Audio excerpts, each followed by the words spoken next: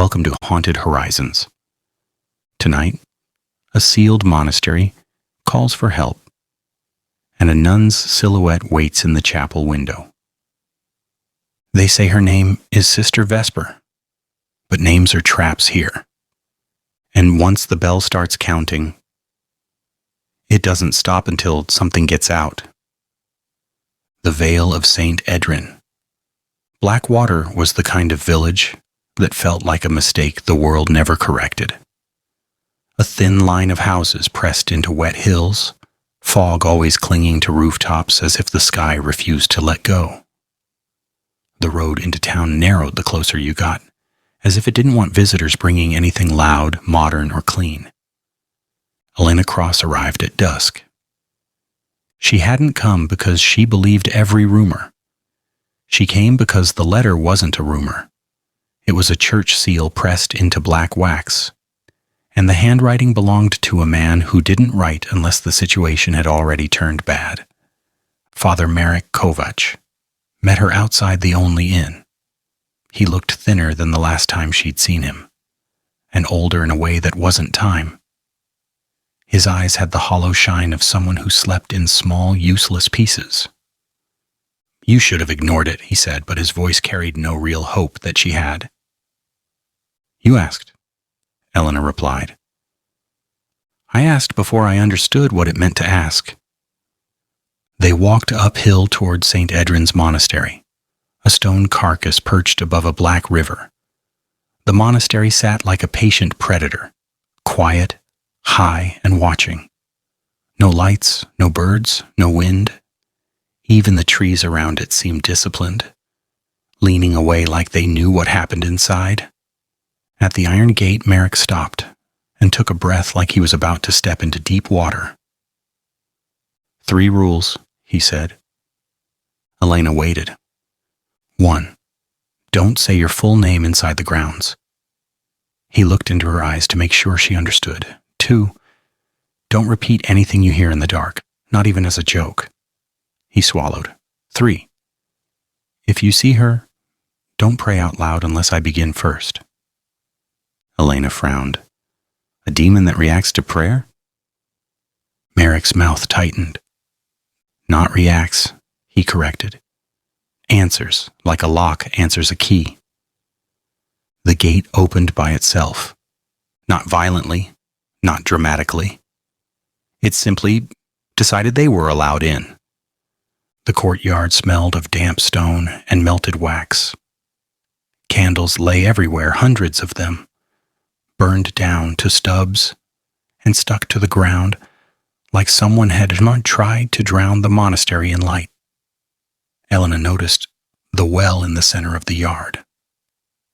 Its stones were darker than the rest, as if they stayed wet no matter the weather. Bare footprints led from the chapel doors to the well. The footprints were fresh. Elena leaned over the well. The darkness below didn't swallow her gaze the way darkness should. It held it, thick and patient, like it wanted her to stare a little longer. And then a whisper rose from the throat of stone, warm as breath.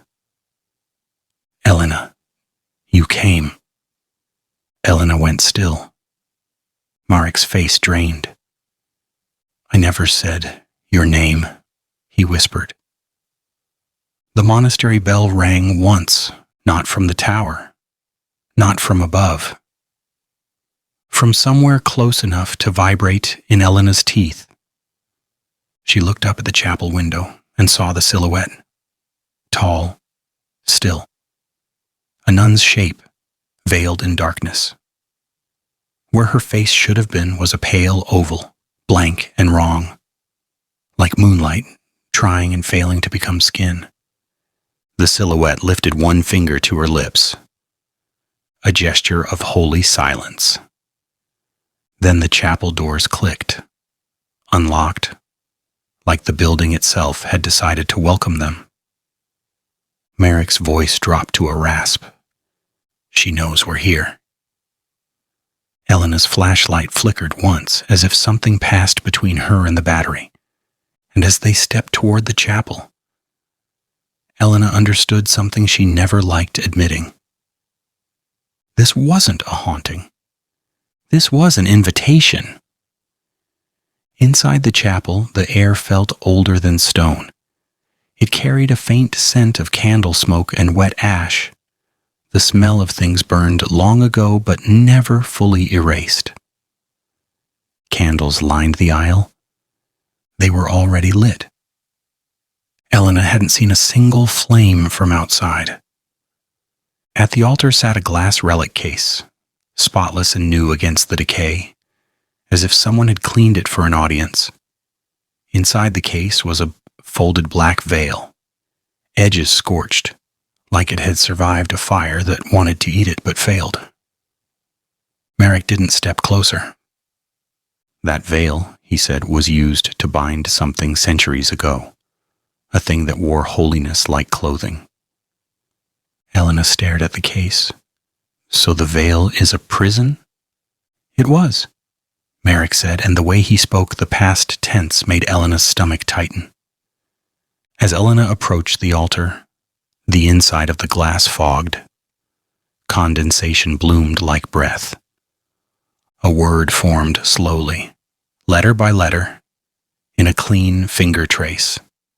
Open. Elena took a step back without meaning to. Behind them the pews rustled, not with wind but with movement, cloth shifting, weight changing. Someone standing. Elena refused to turn. Her instincts screamed that if she gave the thing her eyes, it would learn how to wear her fear like a mask. Marek lifted his prayer book. In nomine... The candles went out all at once. The darkness didn't fall. It arrived. Immediate. Heavy. So thick Elena felt it press against her skin. A calm voice whispered right beside her ear. Continue. It sounded like a woman. Soft. Patient. Almost kind. Like a teacher coaxing a frightened student through a lesson. Marek's breathing hitched. Don't listen. The voice chuckled quietly. You brought a priest, it said. How polite. Elena felt the air shift, as if something leaned close enough to smell her hair. Marek tried again, quieter this time, carefully choosing each word, like stepping over broken glass. And the voice answered immediately, in Marek's exact tone. In nomine... Elena's throat tightened. It wasn't mocking him, it was testing him, like a parasite, tasting the shape of his voice. Marek snapped his mouth shut. The voice smiled in the dark. Good, it whispered. Silence is a doorway too. Then the bell rang once, and Elena felt it in her bones. Her wrist was touched, cold fingers too long, resting gently as if the thing meant to guide her. Elena jerked away. Her flashlight snapped on by itself, the beam shooting forward like a startled animal. It landed on the front pew. A nun sat there. Black habit. Veil draped perfectly. Hands folded as if in prayer. Her face was pale, wax smooth, with eyes like burned holes. The kind of face that looked carved, not born. She lifted her gaze, and Elena felt the attention settle on her like a hand on the back of her neck. You may call me Sister Vesper, the nun said. Marek's lips parted. Elena grabbed his sleeve, warning him with her grip. But Marek, trembling with anger and faith, whispered a single word he shouldn't have gifted aloud. Demon. Sister Vesper's smile widened, hungry and delighted. Yes, she said softly. Say it again. They stayed in the monastery because Marek insisted leaving would make the presence follow. Elena wanted to argue. wanted to say evil didn't cling like mud and track itself home. But she didn't. She had seen the way the monastery responded to Sister Vesper, as if the building itself were part of her body. That night, Elena woke to tapping. Not on her door. On the stone wall beside her bed. 3 slow knocks, gentle as patience. Elena sat up, breath held tight in her chest. Then a whisper slid beneath her door like smoke. Elena Cross.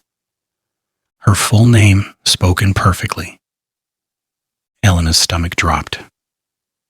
She hadn't introduced herself with her surname. She never did in cases like this. Names were hooks. She'd learned that the hard way. The whisper came again, sweeter. Say it, confirm it. Elena clenched her jaw until it ached. Down the corridor came the sound of cloth, dragging along stone, slow and deliberate. A shadow passed the thin line of light beneath her door. Then the handle turned. Her door opened an inch. Not enough for a person, enough for darkness. A thin ribbon of cold slid across the floor toward her bare feet. Elena aimed her flashlight at the crack. Nothing, no figure. Only the end of a black veil trailing away, disappearing into the hallway like a snake, retreating into a hole. Elena ran to Marek's room. He opened the door immediately, as if he hadn't been asleep at all. She knows your name, he said. Elena's voice shook. How do we stop it? Marek held up a bundle wrapped in cloth. He opened it to reveal old parchment, covered in inked symbols and cramped Latin notes. The paper looked brittle with age and fear. A binding rite, he said, but it requires her true name. Elena stared at him. Then we're finished. Marek's eyes flicked toward the chapel corridor. She wants us to say our names so she can wear them, he said quietly. We must learn hers without giving ours. Elena swallowed. How? Marek hesitated, and the hesitation was its own confession. We open the relic case, he said. We force her to speak. Elena felt the cold crawl up her arms. From somewhere deep inside the monastery, the bell rang once, and in the silence after, Elena heard the softest laughter. Like fabric, moving in the dark. A voice whispered from the hallway, close enough to be intimate. Yes, it breathed. Open it. They returned to the chapel before dawn. The candles were lit again, already waiting, already arranged, as if someone had prepared the room for the ritual and wanted it to happen. Marek drew a circle of salt mixed with ash around the altar. Elena watched his hands. They shook, but he didn't stop. He looked like a man reciting a memory he wished he didn't have. Sister Vesper appeared in the aisle, as if she had never left. She stood with perfect posture, habit unwrinkled, veil hanging like mourning. Her eyes remained fixed on Elena, and Elena felt a pressure behind her ribs, as if the nun's attention weighed something real. You brought her back to me, Sister Vesper said softly to Marek, like an accusation wrapped in gratitude. Marek didn't answer. He began the prayer, low and controlled, voice tight with restraint. Elena reached for the relic case latch. Her fingers hovered. The glass trembled under her touch, not from movement, but from something inside, pressing outward. Condensation bloomed again and formed words. Say your name. Elena's throat tightened. She didn't. She pulled the latch. The case opened. The veil inside rose, as if caught by an invisible wind. It unfolded in the air, expanding like a living shadow. The candle flames bent toward it, drawn like metal to a magnet. Sister Vesper inhaled. The bell rang once, and Elena tasted copper. Marek's prayer broke mid-word. His eyes rolled slightly as if he were listening to a voice behind his thoughts. Elena grabbed his arm. "Marek!" Marek's mouth opened. A calm voice came out. Not his. Elena Cross. Elena's blood went cold. Sister Vesper's smile widened. "The priest is my mouth now," she whispered. "What will you give me to have him back?" Elena understood the trap instantly. If she answered, if she spoke her name or confirmed it, she would become another mouth. Elena slammed the relic case shut. The veil snapped back inside like a caught thing. For the first time, Sister Vesper's smile faltered. Not fear, something sharper, annoyance. The air tore with a sound like reality scraping against itself. Sister Vesper's eyes darkened. "Good," she whispered. "Then I'll take him slowly." And Elena realized with sick clarity, this entity didn't rush. It didn't need to. It could wait. Faith always got tired eventually. Marek worsened through the day. He spoke in his sleep in a language Elena didn't recognize, words that sounded like bone grinding against bone. When he woke, his eyes were wet, and he couldn't explain why he was crying. At noon, Elena found him in the courtyard, kneeling beside the well, facing the dark throat of stone like it was a confession booth. His lips moved soundlessly. Elena stepped closer. "Marek?" He didn't turn. "She's under the monastery," he whispered. Elena's stomach tightened. Under it? Marek's mouth curved into a smile that didn't belong to him. "Below the well," he said in a layered voice, "where they buried the bell." Elena backed away. The bell rang once, and this time it clearly came from below, from inside the well. Elena went to the monastery archives. Dusty drawers, warped paper, brittle ink. She found records describing a holy sister who arrived during a plague and promised protection. The villagers worshipped her until the protection demanded sacrifices. When the monks realized what she truly was, they didn't fight her with iron or fire. They fought her with silence. They built a bell above her chamber and used it like a lid. They wrote warnings into stone and prayer like nails into a coffin. On the last page, carved in ink so heavy it looked bruised, "Do not ring the 13th time." Elena's hands shook as she counted in her mind. The bell had rung 7 times since she arrived. It wasn't random. It was counting. Elena returned to the courtyard. Marek was walking toward the well, barefoot, expression calm, like someone sleepwalking into devotion. Elena grabbed him and pulled him back. Marek's head snapped toward her. And Sister Vesper spoke through him, voice smooth as polished stone. 7. The bell rang again. 8. Elena felt the monastery respond. Stone humming, air tightening. The building itself seemed to lean inward, listening. Sister Vesper's voice came again, soft and delighted. "Only 5 more." Elena waited until Marek fell into a heavy, unnatural sleep. She didn't trust him awake anymore. The thing inside him listened, and listening was how it learned. She took a rope, a lantern, and a single thread she had secretly torn from the veil when the relic case opened. It was a thin strip of cloth, black as burnt paper, and it felt warmer than it should. At the well, she tied the rope and lowered herself down. The stone walls were wet. Her lantern flame trembled as if breathing with fear. Halfway down, she began to hear whispering. Many voices, layered, not loud, but constant, like a crowd praying with broken mouths. At the bottom, Elena's boots hit stone. She raised the lantern. A chamber opened beneath the monastery, carved like a wound. The walls were etched with names, hundreds of them, scratched into stone by desperate hands. Some names were deep enough to look like they'd been cut with fingernails until bone showed.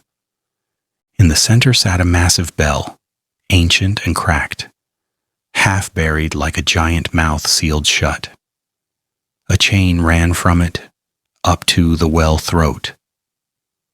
Elena stepped closer and felt the lantern flame bend toward the bell, drawn by something unseen. Then she felt breath behind her, cold, intimate. Sister Vesper's voice arrived at her ear like silk. "You found my cradle?" Elena spun. Sister Vesper stood there as if she belonged to the chamber more than the bell did. Habit, perfect. Face, pale. Eyes dark with patient hunger. Elena held up the thread of veil cloth. "You're bound to this." Sister Vesper smiled. "I was." Elena's heart hammered. "What is your name?" Sister Vesper's eyes narrowed, not angry, curious, as if Elena had asked something amusing. "My name," she whispered, "is what monks choke on." Elena forced the words out through fear. "Tell me." Sister Vesper leaned in. Elena smelled candle smoke and wet ash. And then softly, intimately, like a confession meant only for the dead, Sister Vesper spoke. "Atral." The lantern flame bent hard. The chamber trembled. Elena felt the name in her bones like it had weight and claws. The bell vibrated, counting. 9. Elena stumbled back, gripping the rope with shaking hands. Sister Vesper smiled wider. "Now you know it," she whispered. "Say it." Elena understood then. Even the demon's name was a trap. Names weren't just labels here. They were handles. Elena climbed the rope fast, lungs burning, palms raw. The whispering followed her up the well like hands reaching for her ankles. When she reached the courtyard and pulled herself out, she saw Marek standing there, awake, expression calm. He smiled. But it wasn't his smile. "You learned it," he said in Sister Vesper's voice. The bell rang again. 10. Elena didn't waste time pretending she was still in control. She dragged Marek to the chapel and forced him inside the circle of salt and ash. He fought her gently, like someone resisting a dream, not a person. His eyes were wet and distant. "Elena," he whispered, voice briefly his own. "Don't let her—" His words shattered into a laugh that wasn't his. Sister Vesper's voice returned through him, calm and pleased. 3 more. The bell rang. 11. Elena stood before the relic case. She didn't open it, she didn't touch it. She kept her hands away like it was hot. She spoke to Marek, but she aimed her words at whatever listened behind his eyes. "You need the 13th ring," Elena said. Marek's head tilted, curious. "Why else would we count?" Sister Vesper replied. Elena's throat tightened. "The 13th ring opens the lid." Marek smiled. "Yes." Elena lifted the prayer parchment Marek had shown her. The old binding right. The ink looked bruised. The symbols looked like wounds. "You want out," Elena said, "but you can only come fully if the bell finishes." Marek's smile widened. Elena's hands trembled, but her voice steadied. Then I won't stop you, she said. Marek paused. Sister Vesper's eyes in Marek's face sharpened. Elena continued, lying with confidence, because fear could be smelled. I'll ring the bell myself, Elena said. And when you come out, I'll give you what you want. Marek leaned forward like a starving thing sensing food. My name, Sister Vesper whispered. Elena swallowed. Not mine, she said quickly. His. Marek's eyes flicked toward the chapel doors, as if he could see the world outside and imagine it kneeling. A priest's name carries weight, Elena said. Take his. Wear him. Walk out as holy. Sister Vesper smiled with hungry approval. Do it, she whispered. Elena turned and walked toward the courtyard. Marek followed her, barefoot, calm. At the well, Elena grabbed the chain that rose from the darkness. It was slick with damp, cold enough to burn. Marek stood behind her, watching, like an expectant judge. Elena pulled. The bell below responded with a deep vibration that traveled up her arms like a living thing. 12. The air thickened. The monastery seemed to inhale. The candle stubs in the courtyard trembled. Marek stepped closer, voice layered with anticipation. Again. Elena gripped the chain. Her hands shook, and then she did the only thing that could save them. She didn't pull the chain again. She yanked hard sideways, violent, desperate, wrapping the chain around the well's stone lip and snapping it against an old rusted hook Elena had noticed earlier, hidden beneath moss. Metal screamed. The chain tightened. And below, the bell gave a strangled vibration, half rung, choked mid-note. Not a clean ring, not the 13th, a broken sound, like a mouth being forced shut. The monastery shuddered. Marek screamed, a real human scream. And then another voice screamed beneath it, furious and animal. Sister Vesper appeared in the chapel doorway all at once, no longer calm, no longer patient. Her habit flared like smoke. Her face looked less carved now, more alive in the wrong way, eyes burning with hatred. You broke the count, she hissed. Elena's breath came out in white. You can't finish arriving, Elena said, voice shaking. Not without the 13th. Sister Vesper's smile turned into something jagged. You still know my name. Elena felt the pressure rise in her skull again, urging her to speak it, to give it shape and power. Elena didn't. She stepped backward, dragging Marek with her, and held up the thread of veil cloth in her fist. Then she shoved it into Marek's hand. Marek flinched.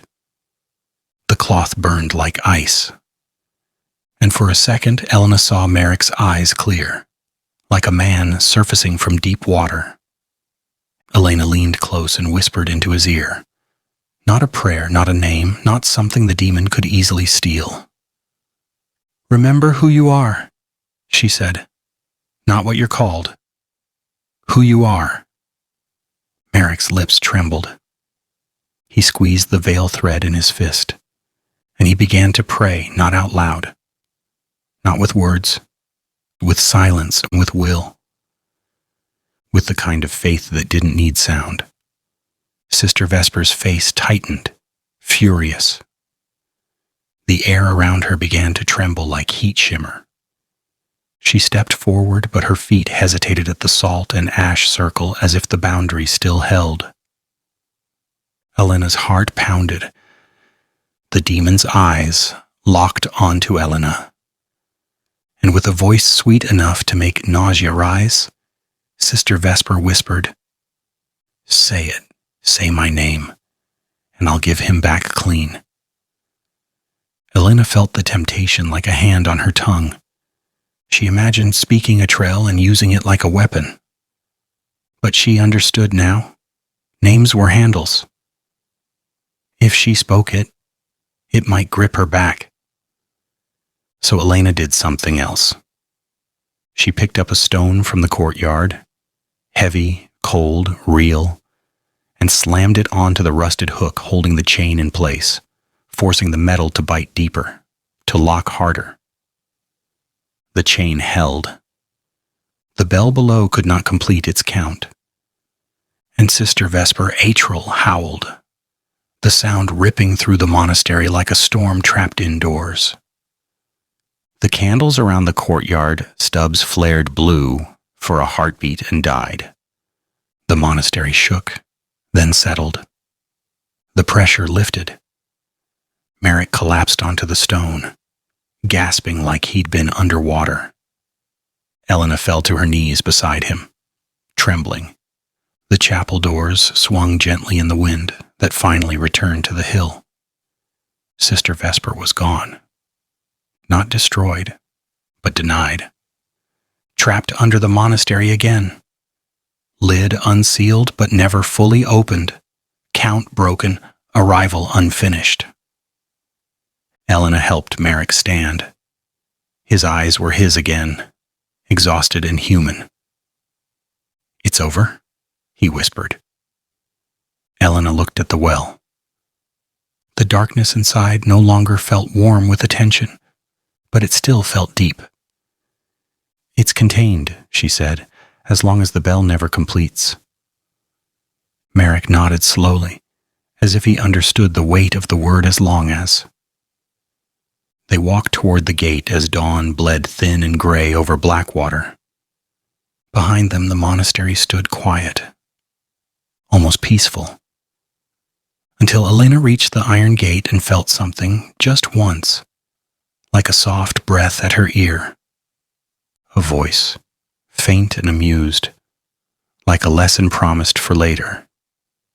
13 can be counted again. Elena didn't turn around. She didn't answer.